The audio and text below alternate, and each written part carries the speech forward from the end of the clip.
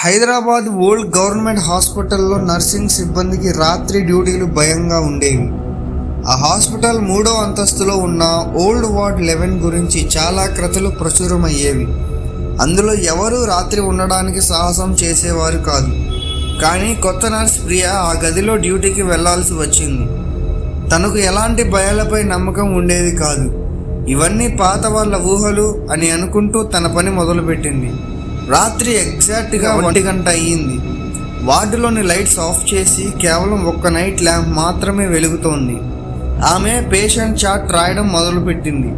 అప్పుడే గదిలోని చివరిలో ఉన్న బెడ్ నుండి వీణా అనే పేషెంట్ మెల్లగా లేచింది. ఆమె 2 రోజులుగా అలానే అచేతనంగా పడుకొని ఉంది. ప్రియా ఆశ్చర్యపడి అడిగింది. వీణా నెమ్మదిగా ముఖం ఎత్తి చూసింది. ఆమె కళ్ళు తెల్లగా మెరుస్తున్నాయి.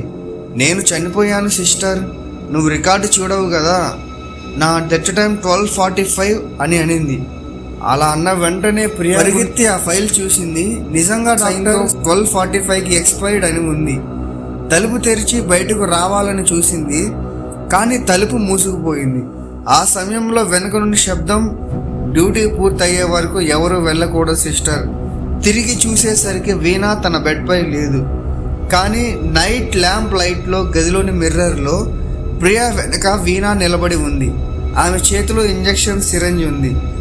ఉదయానికి నైట్ సూపర్వైజర్ గది చెక్ చేయడానికి వచ్చింది. రూమ్ 11 తలుపు లోపల నుంచే లాక్ అయి ఉంది. లోపల ప్రియా బెడ్ మీద పడుకొని ఉంది. పక్కన ఖాళీ సిరంజ్ ఉంది. ఫైల్ చివరి పేజీ మీద కొత్తగా రాసిన లైన్, డ్యూటీ కొనసాగుతుంది అని చూసిన వెంటనే ఆవిడ షాక్కి గురయ్యి హాస్పిటల్ మేనేజ్మెంట్కి కంప్లైంట్ చేసింది.